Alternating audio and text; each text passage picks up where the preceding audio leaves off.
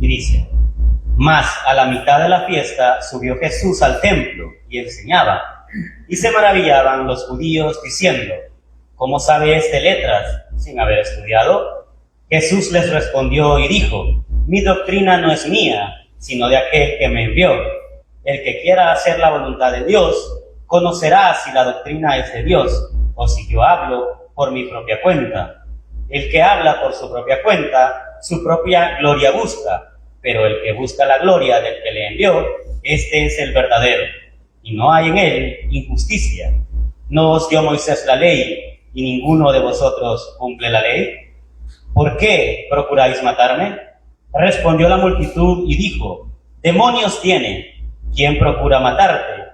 Jesús respondió y les dijo: Una obra hice y todos os maravilláis. Por cierto, Moisés os dio la circuncisión, no porque sea de Moisés, sino de los padres. Y en el día de reposo circuncidáis al hombre.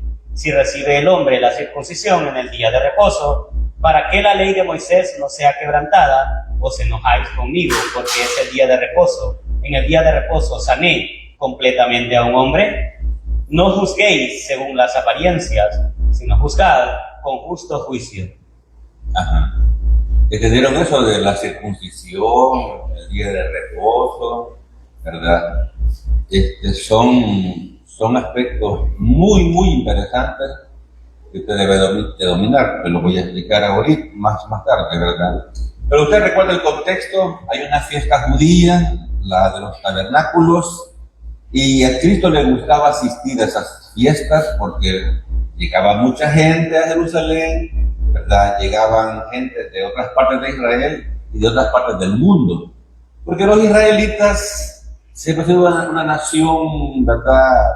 Vamos a decir, que busca su prosperidad económica y migra para otros países, ¿verdad? Y de hecho, ¿verdad?, siempre ha habido una comunidad judía fuera de Israel. Entonces, para las fiestas judías siempre asistía bastante gente y Cristo llegaba ahí para darse a conocer. Entonces, bienvenido. ¿De qué habla él, perdón? Entonces, ¿de qué estaba hablando? De la fiesta judía.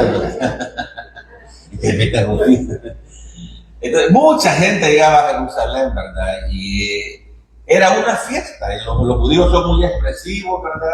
Y salen a las calles. Entonces, los hermanos de Cristo decían: anda, date a conocer. Anda a Jerusalén y hacer algún milagro y date a conocer. No, dijo Cristo, porque todavía no ha llegado mi tiempo. Entonces, los hermanos de Cristo se van y luego él se va un poco más tarde, ¿verdad? Y esto nos lleva al versículo 14. Mas a la mitad de la fiesta subió Jesús al templo y enseñaba. Lo que estaba diciendo, ¿verdad? Él no llegó con el objetivo de hacer milagros y llamar la atención. Siempre Cristo procuraba la salvación, la vida eterna de las personas, ¿verdad? Por eso Él llegó a la mitad de la fiesta y enseñaba la palabra de Dios. Al subir al templo a la mitad de la fiesta, su llegada llamó menos la atención de la gente. Recordemos que en el versículo 1 dice que ya los líderes judíos habían determinado asesinarlo, ¿verdad? Por eso él andaba un poquito con cautela para no ser asesinado antes de tiempo. De hecho, posiblemente era el momento de la fiesta donde había más personas. Sí, ya habían pasado quizás 3, 4 días. La fiesta duraba 7 días. Y ya tipo tercer día, cuarto día, había más gente, ¿verdad? Entonces, la palabra de Dios iba a ser expuesta en ese momento. Jesucristo no hizo ninguna señal de sanidad entre el pueblo, pero enseñó la poderosa palabra de Dios. Sí, hermano. Solamente la palabra de Dios puede convertir a un no creyente. Y solamente la palabra de Dios puede santificar a alguien que ya fue justificado. ¿verdad? Dije algo en la mañana y lo voy a estar repitiendo porque en esta iglesia, hermano, a veces el proceso de santificación lo vemos así con un poco de ¿cómo se llama?, de negligencia. Y no, si usted cree que la santificación no es importante, usted no ha entendido bien la gracia. No, o sea, no lo ha entendido. Porque la predicación de Cristo, la del apóstol Pablo, la del apóstol Juan, de Santiago, ¿verdad?, que les habla a creyentes ya justificados, hablan de santificación, ¿verdad? Por supuesto, a través del Espíritu Santo, no por esfuerzo personal, porque tampoco está en la vida, ¿verdad?, sino que obedeciendo lo poquito de Biblia que sabemos, pongámoslo en práctica, ¿verdad? Vamos a siguiente versículo, Juan 7:15. Y se maravillaban los judíos, diciendo, ¿cómo sabe este letras sin haber estudiado? Que estaba predicando Jesucristo, hermano, la palabra de Dios, y la estaba, como se llama, enseñando, la estaba interpretando adecuadamente, no como los líderes del judaísmo, ¿verdad? Y él no estaba ofendiendo, porque miren la reacción de la gente, estaban maravillados, ¿verdad? Algunos creen que predicar la palabra es ofender, es gritar, es restregarle los pecados a los hermanitos en la cara. No. O sea, sí, Dios, ¿qué dice Dios Padre? Ser santos porque yo soy santo, ¿verdad? Y ese es un mandamiento del Nuevo Testamento, ¿verdad? El punto es, la gente se maravilla, y se maravillan los judíos, ¿verdad?, diciendo, ¿cómo sabe este letras sin haber estudiado? Es decir, sin haber estudiado en una de las escuelas de los fariseos, ¿verdad? Cristo sí había estudiado. En el tiempo de Cristo habían dos escuelas, una de Hillel, se llamaba una de Hillel, y otra de Shammai, ¿verdad? La de Hillel era conservadora y la de Shammai era progresista o liberal, ¿verdad? Entonces Cristo, como humano, fue a esa escuela y aprendió, ¿verdad? No fue a la escuela de los fariseos. Por eso ellos no lo consideraban como un maestro. Bueno, también Nicodemo, cuando llegó a visitarlo, le dijo gentilmente, maestro. Bien. El Sanedrín tenía autoridad sobre el reconocimiento de los maestros judíos, y se maravillaban por el hecho de que un hombre que nunca había estado en las escuelas rabínicas, fariseas, enseñara un discurso tan erudito. Un hombre que no había estado en las escuelas rabínicas fariseas enseñara un discurso tan erudito, ¿verdad? ¿Se recuerdan cómo dijeron algunas personas? Nunca antes nadie ha hablado como este hombre. ¿Era ofensivo el discurso de Cristo? Claro que no, pero hablaba la palabra de Dios. Cristo no había estudiado en las escuelas de los rabinos, y según los judíos, sin tal preparación formal, no tenía autoridad para enseñar. Según ellos, ¿verdad? Según los fariseos, no era un maestro calificado por el grupo religioso de ese momento, ¿verdad? Pero él tenía la autoridad de Dios como predicador. Juan 7:16. Jesús le respondió y dijo, mi doctrina no es mía, sino de aquel que me envió. Exacto. Cristo no venía hablando por su propia cuenta. Cristo no había inventado la doctrina. Ya en ese momento, hermano, que Cristo estaba sobre la tierra, ya existía una versión del Antiguo Testamento completo en la Septuaginta, estaba en griego, ¿verdad? Entonces, en ese tiempo era accesible la palabra de Dios para toda la gente, ¿verdad? Entonces, Cristo les dice, mi doctrina, o sea, mis enseñanzas, mis discursos, no son míos, sino del que me envió, ¿verdad? Lo que pasaba es de que los líderes religiosos del momento eran unos ignorantes de las Escrituras. Y por eso no lo reconocieron como el Mesías enviado de Dios Padre. La diferencia cualitativa en la enseñanza de Jesucristo radica en su fuente, ya que el Padre se la daba directamente. Otra vez. La diferencia cualitativa en la enseñanza de Jesucristo radicaba en su fuente, ya que el Padre se la daba directamente. Para que se entienda, la diferencia en la calidad de la enseñanza de Cristo radicaba en que Él la había recibido de Dios Padre. ¿Se acuerdan que dijo Dios Padre, este es mi Hijo amado, en quien tengo complacencia? ¿Y Jesucristo fue un hijo obediente de Dios Padre? Claro que sí, por supuesto. Fue obediente hasta la muerte, y muerte de cruz, por nuestros pecados pasados, presentes y futuros. Él fue sepultado y resucitó al tercer día, conforme a las Escrituras, y hoy está sentado a la diestra de Dios Padre, intercediendo por otros, porque tenemos un enemigo que nos acusa. ¿Cómo se llama el enemigo? Ese enemigo está acusando siempre, ¿verdad? Está acusando siempre. Fíjate, permíteme. Mira lo que dice Juan 12:49 de la doctrina que recibió Cristo. Porque yo no he hablado por mi propia cuenta. El Padre que me envió, Él me dio mandamiento de lo que he de decir y de lo que he de hablar. Yo no he hablado por mi propia cuenta. El Padre que me envió me dio mandamiento. ¿Cuál cree usted que es el mandamiento que Dios Padre le dio a Cristo? A lo que enseñar, ya lo vamos a ver.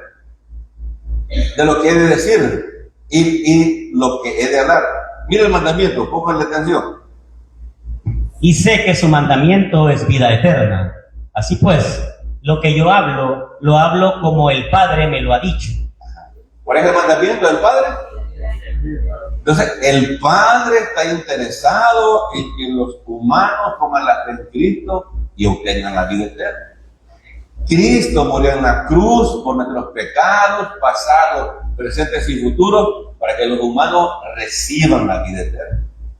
Y todos aquellos que han puesto la fe sola en Cristo solamente para su justificación, el Espíritu Santo viene a su vida, y ese es el sello que usted ha nacido de nuevo, que usted nunca va al infierno, que usted ha sido adoptado en la familia de Dios.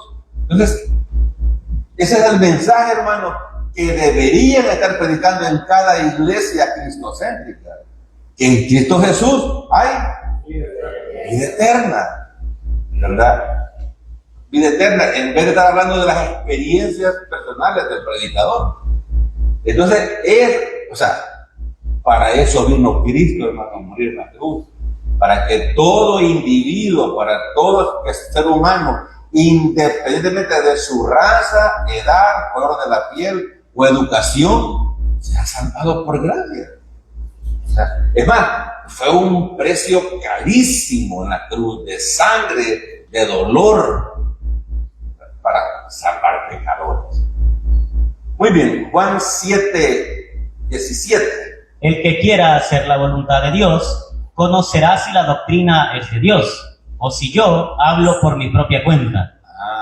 Interesante versículo. El creyente de la Jerusalén que quiera hacer la voluntad de Dios, conocerá si la doctrina es de Dios. Y si yo, dijo Cristo, hablo por mi propia cuenta. ¿Puede usted diferenciar la doctrina de un falso maestro que usted lo ve predicando ahí en las redes sociales? Hoy en mediodía yo oí a un señor, y como ellos gritan y lo dicen con seguridad, sí, la salvación se pierde. ¿Y por qué se pierde? Por pecar. Él solito está poniendo el lazo en el cuello.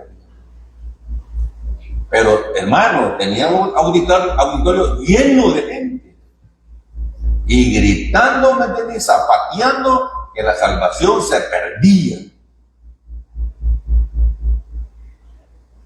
Lástima. Mire, yo sentí lástima por la pobre gente que estaba ahí sentada, oyendo a un falso maestro que no conoce ni los principios básicos de la doctrina de la salvación. Porque si la salvación, bueno, no se pierde.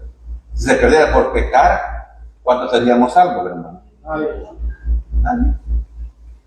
Nadie, ¿verdad? Entonces, eso es lo lamentable, de que la gente no sabe discernir entre su mano derecha y su mano izquierda, o en la doctrina sana y la doctrina insana. Y muchos se equivocan, ¿verdad? Porque dicen, sé que hay bastante gente, ¿verdad? Y como dijo el hermano Nanda, cuando vino la loa, también había bastante gente. Y fíjense que en la mañana, ¿y quién será la loba? Es aquella mujer que ya no llora, pero factura. ¿Entendió ahora? ¿O sigo? ¿Quieren más datos? Y ya me acordé. Ella es, que aquí vino y dio, no sé si 3 o 5 conciertos. Entonces, hermano, no se conforme con venir solamente al culto. Comience usted a ser un estudiante disciplinado de la Biblia. Venir acá y oír sermoncitos o reflexiones o predicaciones ayuda, pero usted va a crecer y adquirir conocimiento en su estudio personal. Yo quisiera que usted aprendiera. Yo quisiera predicar 3 horas ahorita y que usted aprendiera algo. Pero no, se me va a cansar y se me va a dormir y se me puede caer también al suelo. Ya no va a venir. Ese hombre me durmió, me anestesió después, ¿verdad? Y me golpeé. No, pero en serio, tiene que decidir ser un estudiante serio de las Escrituras. La vida no es para jugar. Lo que dice Cristo, mi doctrina no es mía, es del Padre. Y muchos predicadores, muchos colegas desconocen, hermano, los principios básicos de las 9 doctrinas básicas que existen. Y así no se va a salvar la gente. Jamás se va a salvar la gente. Muy bien, otra vez, ya. Juan 7:17. El que quiera hacer la voluntad de Dios, conocerá si la doctrina es de Dios, o si yo hablo por mi propia cuenta. El entendimiento del hombre no depende solamente de su inteligencia, sino también de su disposición de hacer la voluntad de Dios. Miren, si no ponemos en práctica lo poquito de Biblia que sabemos, no vamos a seguir aprendiendo. Si es que las Escrituras fueron hechas para llevarlas a la práctica. Por eso es que muchas personas asisten a iglesias de muchos años y casi no se les ve el crecimiento espiritual. ¿Por qué? Quieren vivir a su manera, ¿verdad? No quieren vivir como verdaderos hijos de Dios, sino que como personas que son dirigidas por su naturaleza de pecado. Y no, yo voy a hacer esto, yo voy a hacer aquello, yo aquí, yo allá. Y la palabra de Dios no aparece, no redarguye el corazón, ¿verdad? Entonces es ahí cuando vamos obedeciendo poco a poco, imperfectamente la palabra de Dios, Él nos va dando más y más y más, ¿verdad? Entonces cuando Él ve que usted es obediente a los mandamientos más fáciles y sencillos, Él le va dando más, ¿verdad? Para que vayan madurando en la fe. Porque van a venir también días malos en la vida cristiana. Y es ahí, ¿me entiendes?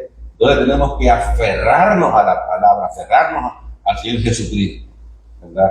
Porque la vida es complicada, ¿verdad? Hay pérdidas, hay problemas, hay desacuerdos, hay conflictos, etc. Solamente el creyente legítimamente nacido de nuevo querrá hacer la voluntad de Dios. Otra vez. Solamente el creyente legítimamente nacido de nuevo querrá hacer la voluntad de Dios. Ajá. ¿Por qué no hacer lo que está en la palabra de Dios? Si usted ha nacido de nuevo, es más, no lo va a hacer en su propio esfuerzo, porque Si usted ha nacido de nuevo, tiene el Espíritu Santo. El Espíritu le va a guiar a hacer lo correcto. No es con esfuerzo personal, ¿verdad? Es por y a través del Espíritu Santo. Lucas 8:15. Mas la que cayó en buena tierra, estos son los que con corazón bueno y recto retienen la palabra oída y dan fruto con perseverancia. Porque le estoy diciendo, ustedes son creyentes fructíferos.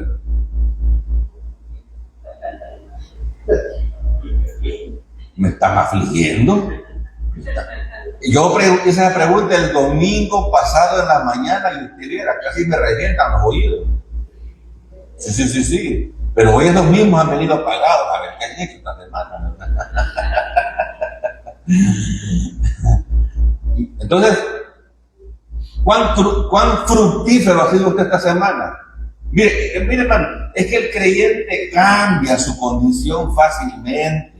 De espiritual a un creyente dirigido por su naturaleza de pecado, o un creyente dirigido por su naturaleza pecaminosa a un creyente espiritual. Somos bien cambiantes. Así como cambiamos a veces de ánimo, ¿me entiendes?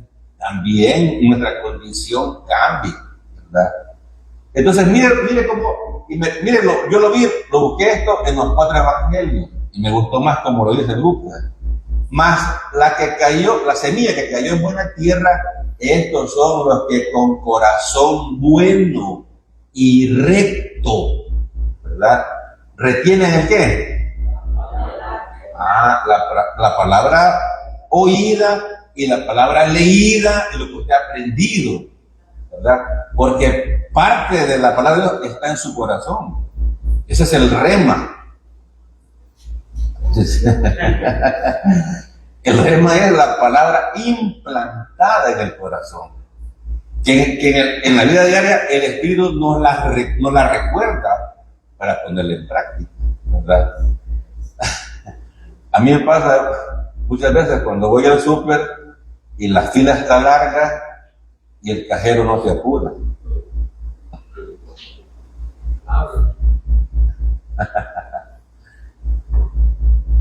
¿Saben lo que hice una vez?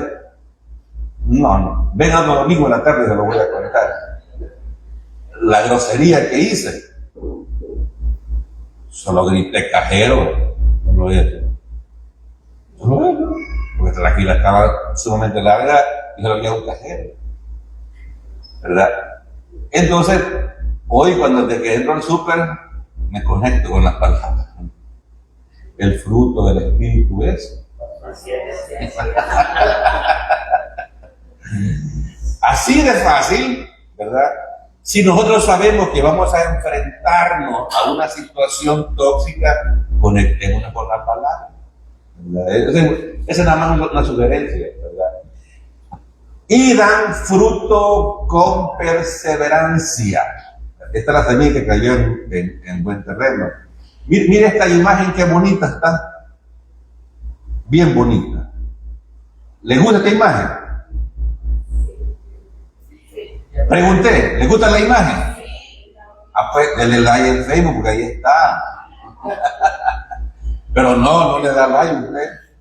Usted le da like a los políticos. Al tocayo Will le da like. Entonces, hermano querido, ¿qué tipo de semilla es usted? ¿Ah? Qué bueno. Optimista, hermano. Gracias por su respuesta, hermano. ¿Quién más te define? ¿Ah? Ahí tiene valor. Mire, aquí por lo menos hay uno que cayó la semilla en el camino. Es la comida que se la comen las aves, ¿verdad? ¿Quién es ese tipo de semilla? ¿Ah? Sí. Pero que hay uno por lo menos. Y otro que no ha venido. Uno que sienta ahí no ha venido. Vos estás ocupando el puesto del incrédulo. Ese no ha nacido de nuevo, ¿verdad? Luego tenemos la que cayó en pedregales. Al principio comienza con entusiasmo, Pero vienen los problemas y ya se desanima completamente, no se quiere congregar, apenas ora, no le gusta leer la Biblia porque dice que no la entiende. Pero el Espíritu Santo te va a enseñar las Escrituras. Yo hay partes que no las entiendo, hermano. ¿Sí? Y por eso estudio para entenderlas. La siguiente es la entre espinos, ¿verdad? Este tipo de semilla igual crece, ¿verdad? Pero los afanes de la vida, las cosas del mundo, el entretenimiento, ¿verdad? Hace que el creyente no sea fructífero. Este es un creyente salvado, este también, ¿verdad? Que usted generalmente, y le reto que busque cualquier predicación de estas 4 semillas y usted va a ver que descalifican a estos 2 grupos. Al descalificar a estos 2 grupos, están descalificando a varios de ustedes. Ese es lo grosero de esa mala explicación que hay, ¿verdad? Aquí hemos predicado muchas veces de eso. Les hemos comprobado bíblicamente que lo que creyeron en piedras y en espinos son salvos. Creyeron, dice la Biblia. Sobre todo Marcos. Si creyeron, fueron salvos, ¿verdad? Y así hay mucha gente en la iglesia. Pero los pastores, para amenazar y meterle miedo y meterle puya a los creyentes, dicen: eso no son salvos. No les gusta trabajar, hacer dinero, viajar y comer. ¿Sí? Así hay personas, ¿verdad? Hermano, los humanos generalmente somos desagradecidos. Y lo somos ante Dios, como no lo vemos, ¿verdad? Y por último, la buena tierra que ya les expliqué. Sigamos. Juan 7:18. El que habla por su propia cuenta, su propia gloria busca, pero el que busca la gloria del que le envió, este es verdadero, y no hay en él injusticia. Ajá. Mucha gente hoy en día en la iglesia busca su propia gloria. Quiere que lo vean, quieren que bonito canta, o qué bonito toca el piano, como tu amigo, ¿verdad? Chin, chin, hasta baila, chin, chin, chin, chin, chin, chin. No, quiere que lo vean. Ya estuvo aquí varios años, estuvo en la Bíblica, estuvo en la 15, ¿verdad? Y anda en gira. Quiere que lo vean. Quiere que lo vean. Es lamentable, ¿no? O sea, es lamentable que querramos servir en una iglesia para llevarnos la gloria. Dice el versículo: el que habla por su propia cuenta, su propia gloria busca. Muchos predicadores quieren ser famosos, quieren tener 1000 para ser conocidos. No, hermano. Cristo tenía una iglesia de 12 personas y uno era hueco y uno era inconverso. 12. Y Pedro, cuando predicó, sí, se convirtieron 3000 personas, ¿verdad? Pero era el Espíritu Santo obrando. Entonces, pero el que busca la gloria del que le envió, este es verdadero y no hay en él injusticia. Entonces hay 2 tipos de creyentes: los que buscan su propia gloria y los que buscan la gloria de Dios. No hay más. No hay más. ¿Qué va a hacer usted con su vida? ¿La gloria a Dios o quiere usted sobresalir? ¿Ah? Dios Hijo vino de manera única y exclusiva para glorificar al Padre y hacer la voluntad del Padre. Sí. Había perfecta armonía entre la enseñanza de Jesucristo y la voluntad del Padre. De hecho, era una sola voluntad y una sola enseñanza. Fíjese que la palabra clave en este versículo es gloria. Cuando usted ve un versículo y ve que alguna palabra se repite, es que el escritor le está dando énfasis a esa palabra Y eso es lo más importante en todo el versículo, ¿verdad? Entonces aquí está hablando Cristo Jesús de la gloria. Había perfecta armonía entre la enseñanza de Jesucristo y la voluntad del Padre. De hecho, era una sola voluntad y una sola enseñanza. Fíjese en la oración que hace Cristo en Juan capítulo 17, hablando de la gloria de Dios. Estas cosas habló Jesús, y levantando los ojos al cielo, dijo: Padre, la hora ha llegado, glorifica a tu Hijo, para que también tu Hijo te glorifique a ti. La enseñanza más importante de las Escrituras es que los creyentes demos gloria a Dios, ¿verdad? Todo el Antiguo Testamento habla de aquel Dios de Jehová de los ejércitos que abrió el mar rojo, que derrotaba a los enemigos de la nación de Israel, que hacía llover maná del cielo. De hecho, en una ocasión Dios hace descender granizo para destruir a los enemigos del pueblo de Dios. Es un Dios formidable, aquel Dios que abrió el mar rojo, hermano, y pasaron casi 2 millones de personas en seco, y los egipcios siguiéndolos toda la noche, y dice la Biblia que nunca los alcanzaron. ¿Por qué? Porque Jehová estaba con ellos, ¿verdad? Y todo eso era para la gloria de Dios. Hermano, en ese momento todas las naciones existentes se dieron cuenta que el Dios de Israel era verdadero y que él había abierto el mar rojo. Es la gloria de Dios lo más importante, no la gloria del humano, ¿verdad? Así que dice Cristo: glorifica a tu Hijo para que también tu Hijo te glorifique a ti. ¿Cómo glorificó Cristo al Padre? A través de su obediencia perfecta. Cristo fue obediente hasta la muerte, y muerte de cruz por nosotros, hermano.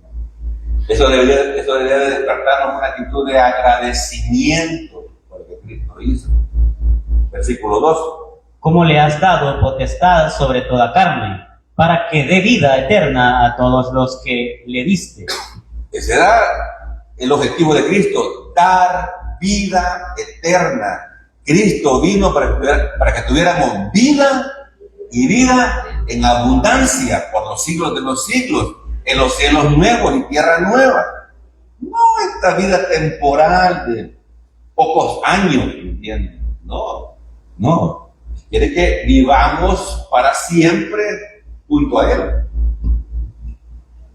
Y esta es la vida eterna, que te conozcan a ti, el único Dios verdadero, y a Jesucristo, a quien has enviado.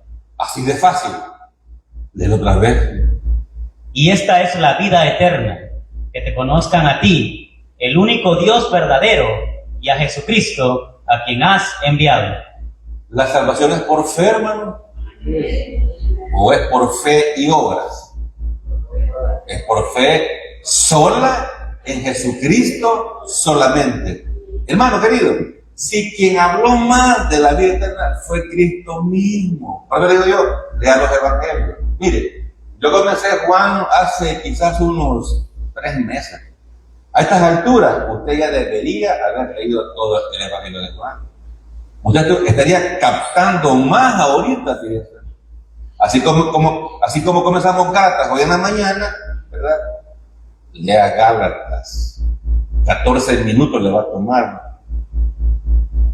Si usted lee y viene aquí, va a entender mejor. Entonces, hermano, por eso usted quizás será de aquellos que dicen: ¿y por qué hablan tanto de la vida eterna? ¿No lo está viendo? ¿O qué quiere que hable? De diezmo.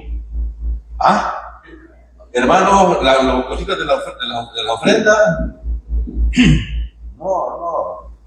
Es Cristo, no pisto. ¿Entiendes? Entonces, la enseñanza más importante de las Escrituras es que si usted pone la fe sola en Cristo, va a tener vida eterna. Solo fe. Obviamente, y después, el resultado de esa fe, ¿qué es? Obra buena, buenas obras, ¿verdad? y usted la va a hacer a su discreción. No es que tiene que hacer 50 cada mes. O como dicen algunos, hay que hacer la buena obra del día. Va, pues haga una diaria, pues va. y si es por obra, y si falla un día de no hacer, menos de enferma, no puede salir de la casa, pierde. Versículo 4. Yo te he glorificado en la tierra, he acabado la obra que me diste que hiciese. La obediencia de Cristo dio gloria al Padre. Y su obediencia a la palabra, a gloria al Padre. Lo mismo. Ahora pues, Padre, glorifícame tú al lado tuyo, con aquella gloria que tuve contigo antes que el mundo fuese. Entonces, por los hermanitos nuevos, Jesucristo no comenzó a existir cuando nació en Belén. No.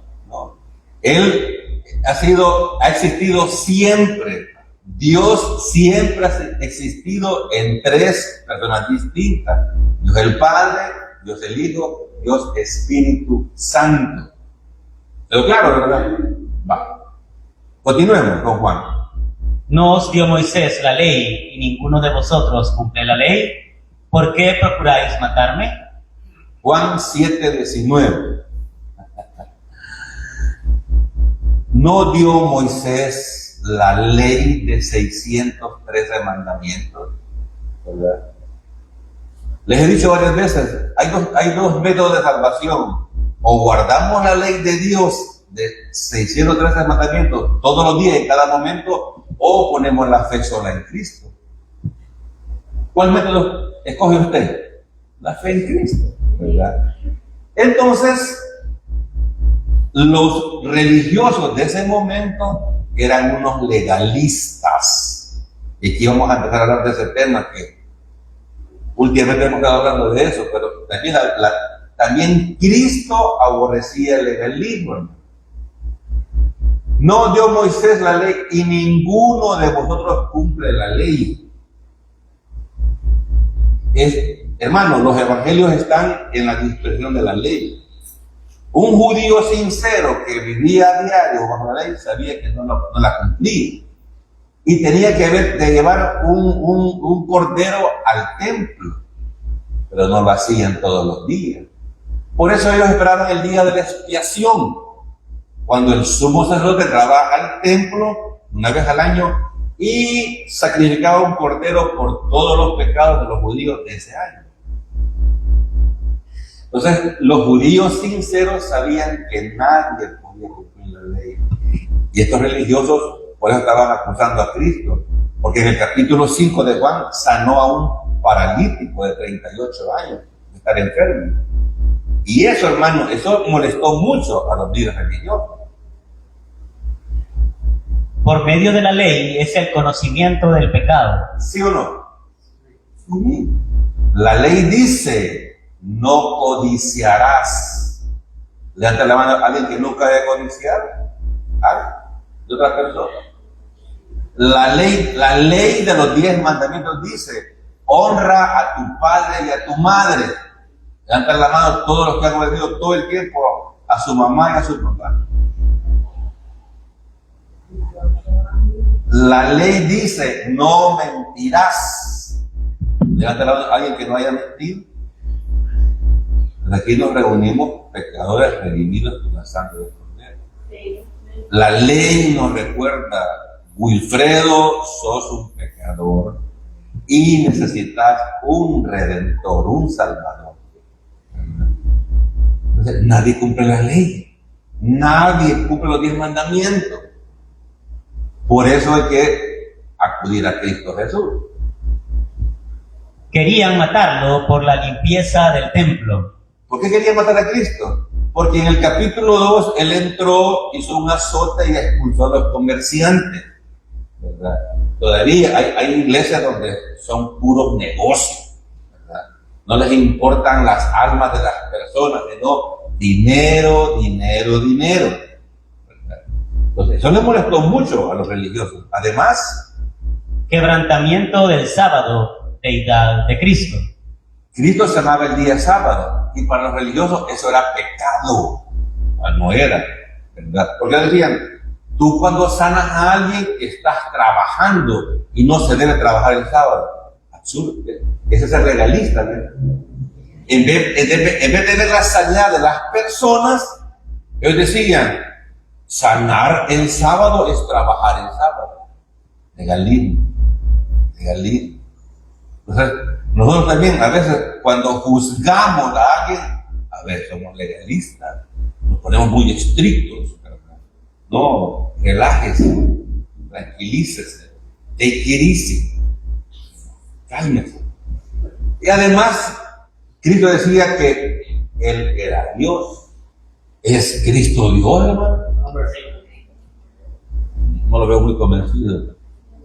¿Es Cristo Dios? Sí. Y por eso querían matarlo. Más adelante vamos a leer un versículo, porque es una doctrina todavía que no manejamos. No, es que Cristo es el Hijo de Dios. Sí. Pero las Escrituras enseñan que esa frase, Hijo de Dios, Dios mismo. Ese es otro tema. Mandamientos de hombre buscaban prosélitos. Cristo les dijo, ustedes enseñan como doctrina mandamientos de hombre, no la palabra de Dios. Y también les dijo que ellos recorrían mar y tierra para hacer un prosélito, y lo hacían 2 veces más hijo del infierno. Hermano, eso es una religión falsa. Ahí trabajan duro, hacen actividades para atraer nuevos miembros, y si no les predican a Cristo, que es suficiente para la salvación, los hacen hijos del infierno. Los hacen miembros de una religión que no salva. Le robaban las casas a las viudas. Eso dijo Cristo en Mateo 23, que eran ladrones. Y muchos líderes religiosos son ladrones. Les interesa el dinero, no las personas, hermanos, no las personas. Cristo, ciegos, guías ciegos, ladrones, hipócritas, sepulcros blanqueados. Por esto querían matar a Cristo, porque Él les decía en su cara, ustedes son ciegos, guías de ciegos, ladrones, hipócritas, sepulcros blanqueados. Si usted quiere, búsquelo en Mateo 23 y lea todo el discurso. ¿Sí? Y les digo la verdad, hermanos, los religiosos, ¿sí? Y es lo mismo para los religiosos de hoy en día, que solo les interesa el dinero, no las personas. Les interesa el diezmo. Por eso tenemos mala fama. Ahí quieren un diezmo. No, aquí no. Aquí no. Porque eso es ponerse bajo la ley. Si estos señores que piden diezmo deberían entonces de cumplir los demás mandamientos de la ley. Porque en el Nuevo Testamento, Pablo, lo que le dije en la mañana, Pablo en ninguna de las 13 cartas habla que usted debe de diezmar. Pero ¿qué sí dice Pablo? Que cada quien dé como procura su corazón. ¿Y por qué es que piden diezmo en las iglesias? Vaya usted a saber, como le diría tu papá. Vaya usted a saber. Y que le gustan las coritas.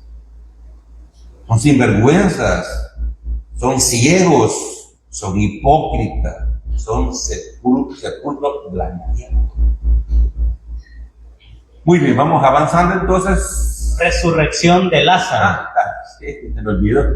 También cuando Cristo resucita a Lázaro, ahí miren, no, hay que matar a ese hombre. Y ahí, sí, hermano, después de la resurrección de Lázaro, ahí ya va todo encaminado a sacrificar a Cristo Jesús. Juan 7:20. Respondió la multitud y dijo: ¿Demonio tienes? ¿Quién procura matarte? Llamarle a la gente de ese tiempo, ¿verdad? Mire, le están diciendo a Cristo, estás endemoniado. ¿Quién procura matarte? La gente no sabía que los líderes religiosos habían planificado ya matarlo. Y lo tratan de endemoniado al Señor. La multitud no sabía que los líderes judíos tenían planes de matar a Cristo. Atribuía la acusación de Jesucristo a alucinaciones causadas por ser poseído de demonios. Juan 5:18. Perdón. Vaya, este versículo lo puse ahí, ¿verdad? Porque a Cristo siempre lo acusaban de estar endemoniado, porque predicaban la palabra, hermano. El siguiente versículo está ahí, tal vez no tiene mucha relación con el contexto, pero quiero que usted vea cómo los líderes identificaron a Cristo que Él es Dios. Juan 5:18. Por esto los judíos aún más procuraban matarle, porque no solo quebrantaba el día de reposo, sino que también decía que Dios era su propio Padre, haciéndose igual a Dios. Ellos entendieron, hermano. La gente hoy en día que no entiende, bueno, en parte porque no se los predican. Y también la doctrina, hermano, a la mente humana, que Cristo es Dios, no le cuadra en su lógica. Porque dice, Dios es el Padre, Cristo es el Hijo. Mente humana, ¿verdad? Pero las Escrituras, hermanos, las Escrituras enseñan claramente la deidad de Cristo. Y de hecho, Juan es un evangelio donde se trata de clarificar esa doctrina, ¿verdad? Y aquí, mire, aquí estamos en Juan. Esto ocurrió después que Cristo sanó al paralítico el día sábado, ¿verdad? Y Cristo le dijo, no, si mi padre hasta ahora trabaja, y yo trabajo, este dice que es hijo de Dios, haciéndose igual a Dios. Sí, estaban deduciendo correctamente, hermano. A los creyentes del siglo XXI es que no les cabe esa idea. Que no estudien. Pasan tiktokeando mucho tiempo. Por esto los judíos aún más procuraban matarle, porque no solo quebrantaba el día de reposo, sino que también decía que Dios era su propio Padre, haciéndose igual a Dios. Es como otra locura que dicen que María, la madre de Dios, mire, solo hay de agregarle de Dios Hijo, de Cristo Jesús. Pero Dios es más inmenso, hermano, que el universo. Pero ellos lo dejaron así. No terminaron la frase. Sí, de hecho, la Virgen María fue una mujer muy piadosa. Pero no dice que hay que adorarla, la Biblia. Una mujer inigualable e incomparable, que se le dio el ministerio de educar a Jesucristo, hijo, siendo un pequeño, un adolescente. Pero María es solamente la madre de Dios Hijo, nada más. Vale. Continuando entonces. Juan 7:21. Jesús respondió y les dijo, una obra hice, y todos os maravilláis. ¿Cuál fue esa obra? La sanidad del paralítico del capítulo 5. Esa fue la obra. Jesucristo se refería a la sanidad del paralítico que provocó el comienzo de la persecución en su contra por parte de los líderes religiosos judíos, porque tuvo lugar en el día de reposo. Juan 5:8. Jesús les dijo, levántate, toma tu lecho y anda. Y al instante aquel hombre fue sanado y tomó su lecho y anduvo. Y era día de reposo aquel día. Eso ya lo vimos, se lo puse ahí para refrescarle la memoria. Cristo solamente dijo al hombre, levántate, toma tu camilla y anda. Rápidamente. Y como yo sé que ustedes no han leído el Evangelio de Juan, aquí se lo voy a refrescar. Versículo 10. Entonces los judíos dijeron a aquel que había sido sanado, es día de reposo, no te es lícito llevar tu lecho. Ese es el legalismo. Los líderes en ver, wow, vos tenías 38 años de estar paralítico y hoy andás caminando, che. No. pusieron cara de guardia y le dijeron: hoy es día sábado, no te es lícito cargar tu lecho. Ese es legalismo, que miramos la paja en el ojo ajeno y no miramos la venta de madera, el aserradero que tenemos en nuestro propio ojo, con camiones y furgones y todo, ¿me entiendes? Pero así miramos la motita en el ojo ajeno. Entonces, es ahí, hermanos, cuando nos ponemos muy estrictos en calificar a otras personas, nos convierte en legalistas. Acuérdense, la Biblia dice que todos somos pecadores, que no hay ni un justo, no hay quien haga lo bueno, no hay quien busque a Dios. Todos se desviaron, a una se hicieron. ¿Cómo? Inútiles, dice este. No, así dice Pablo en Romano. O sea, así nos ve Dios, hermano. Por eso Él puso el Espíritu Santo para que nos hagamos útiles a Él. Y eso significa el nombre Onésimo. Hablando hace poco de la carta de Filemón, ¿verdad? Bueno, lea la primera para explicar. Lo de Onésimo. Estamos en el capítulo 5, lo que ya vimos, es que estamos recordando. Él les respondió: el que me sanó, él mismo me dijo: toma tu lecho y anda. Entonces le preguntaron: ¿quién es el que te dijo: toma tu lecho y anda? Y el que había sido sanado no sabía quién fuese, porque Jesús se había apartado de la gente que estaba en aquel lugar. Después le halló Jesús en el templo y le dijo: mira, has sido sanado, no peques más, para que no te venga alguna cosa peor. El hecho de que ya seamos justificados, hermanos, no es que tenemos licencia para vivir desordenadamente. Cristo le dijo al que había sanado: mira, ha sido sanado. ¿A dónde lo encontró Cristo primeramente? En el templo, agradeciendo. No peques más. ¿Por qué, Señor? Para que no te venga alguna cosa peor. Esas son las consecuencias naturales del pecado. Ninguna cuestión pecaminosa, grosera que usted haga, no lo va a apartar de la justificación de Dios. Pero sí Dios se lo puede llevar prematuramente. ¿Me entendió qué quiere decir? Dios se lo puede llevar. Para que no siga denigrando el nombre de Cristo. O sea, tenemos libertad, pero algunos se pasan y se hacen libertinos. A ellos les puede caer la máxima disciplina de amor de Dios, y es llevárselo, para que no siga ensuciando el nombre de Cristo. Juan 7:22. Por cierto, Moisés os dio la circuncisión, no porque sea de Moisés, sino de los padres. Y en el día de reposo circuncidáis al hombre. Volvemos al tema del legalismo. O sea, Cristo atacó mucho esa estructura mental, porque el legalismo está en la mente, hermano. Está en la mente. Ahí vemos dos cosas. Uno, la circuncisión. Dice ahí, Moisés os dio la circuncisión, pero no era de Moisés.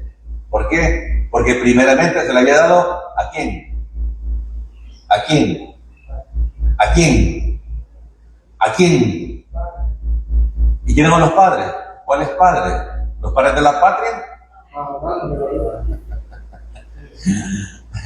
Abraham. Y Abraham se lo transmitió a Isaac. Entonces, la circuncisión era de los padres, de los patriarcas. Pero después Moisés la incluyó en los 613, ¿verdad? Pero sí Dios dio el día de reposo, el sábado. ¿Se lo dio a los salvadoreños? ¿A quiénes se lo dio? A los israelitas, a los judíos, ¿verdad? Entonces ahí tenemos, hermano, una ley que Dios le dio a Abraham y otra que era directa de Dios para los judíos. Entonces lo que está haciendo Cristo diciendo, miren, ustedes no cumplen la ley, porque circuncidan a los niños el día de reposo. O sea, el día de reposo no era negociable para los niños. Tenían que descansar. Pero si al niño había que circuncidarlo ese día, el sacerdote lo hacía, infringía la ley. No debería de haberlo hecho. Debía de hacerlo al día siguiente y se entendía que no se debía de quebrar. ¿Me están entendiendo, hermano? Sí. Yo les veo aquí algo, ¿qué onda? No, pues sí, o sea, estas son clases de escuela bíblica, hermano. La bíblica se llama la circuncisión, no se llama un día sábado. Lo que quiere probar Cristo es de que esta gente era hipócrita. Presumían que guardaban la ley, no la quebrantaban cuando circuncidaban al niño el día de reposo. No debían de ver. Era de reposo, ¿verdad? Y hoy algunos dicen que lo guardan, pero lo ocupan para ir a la iglesia a cantar. Es reposo. ¿Qué es reposo, hermano? Es descanso. Es descanso. Pero bueno, así es la gente. El periodo patriarcal durante el tiempo de Abraham, en el cual Dios instituyó la señal de la circuncisión, Génesis 17, 10 al 12, la cual se incluyó más adelante como parte del pacto mosaico en el Sinaí. Eso es lo que le acabo de explicar, porque no es fácil de entender. Jesucristo dice, ustedes, por no quebrantar un mandato que ni era de Moisés, sino de los padres, quebrantan el sábado, que era un mandato directo de Dios Padre. Ahí lo acusaban de que quebrantaba el día sábado, y él dice, ustedes también lo quebrantan, ustedes circuncidan el día de reposo. ¿Me da cuenta? Eran hipócritas. Juan 7:23. Si recibe el hombre la circuncisión en el día de reposo, para que la ley de Moisés no sea quebrantada, os enojáis conmigo porque en el día de reposo sané completamente a un hombre. ¿Verdad? Se lo está diciendo clarito, ¿verdad? Que ellos se preocupaban mucho por la circuncisión, pero no miraban la sanidad en el nombre del hombre de Juan capítulo 5. Jesucristo utilizó un argumento lógico para establecer un balance entre lo más importante y lo menos importante. Fíjense bien, esto es interesante. Lo más importante y lo menos importante. Si la triple C de una pequeña parte del cuerpo, circuncisión.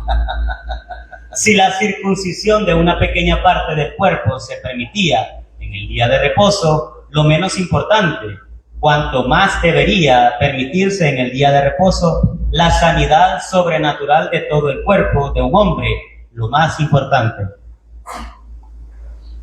¿Cuál es el pensamiento, hermano?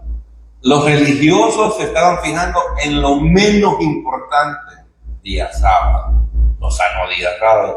Lo más importante es que el hombre tenía 38 años de estar ahí tirado en el suelo, hermano, y Cristo lo sanó. Entonces el legalista, ¿me entiendes? Solamente ve lo malo ahí, no ve la gloria de Dios. Así que, ¿verdad? Él atacó mucho. Bueno, de hecho, mire, hermano, cuando señalamos el pecado de alguien, a veces nos creemos superiores porque no lo hacemos. Ya les he dicho, hace 30 años todavía se predicaba que ir al cine era pecado, o ver un partido de fútbol era pecado. Y más si tu equipo perdía, te enojaba, lloraba. Es pecado. Es cierto. Y más, si usted juega fútbol, no, hombre, doblemente pecador.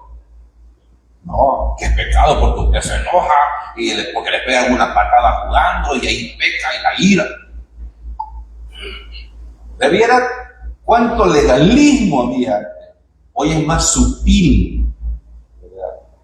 Ya viste al hermano, no viene todos los domingos, ya se va para Cuco con aquel que dijimos. ¿Y qué?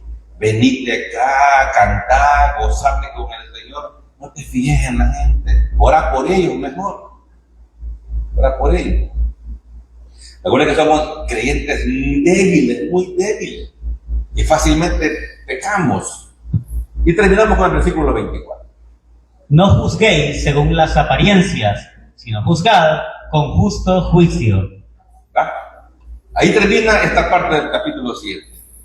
¿Qué significa no juzguéis? No mires la paja en el ojo ajeno. No mires el pecado del otro. Preocúpate por tu vida. Preocúpate por tu relación con Dios. ¿Verdad? Nosotros no vamos a cambiar a nadie. Oye bien, es más, ni a nuestros propios hijos podemos cambiar. Solo Dios, pero ahora. Entonces, ¿cómo crees que un hombre adulto, un hombre viejo, una mujer mayor va a cambiar? Una señora de las 4 décadas va a cambiar así nomás. ¿Ah?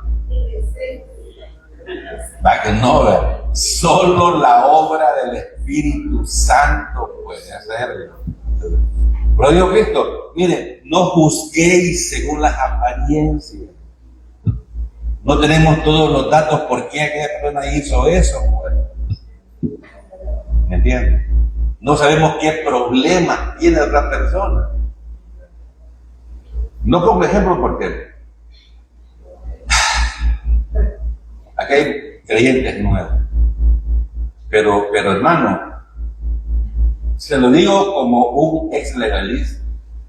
A mí me costó sacarme eso de la mente. Ser regañón, querer cambiar a la gente, ¿me entiendes? Uno se estresa y se complica la vida. Mire, casadas, hay casadas acá.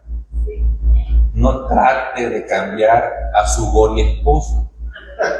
No. Le va a dar un derrame cerebral, le va a dar un infarto. Usted ore al Señor, consagre su vida, busque de Dios, lea las Escrituras. Ya le dije, o sea, no podemos cambiar. Hay un dicho que me acabo de acordar, que el árbol torcido jamás se endereza.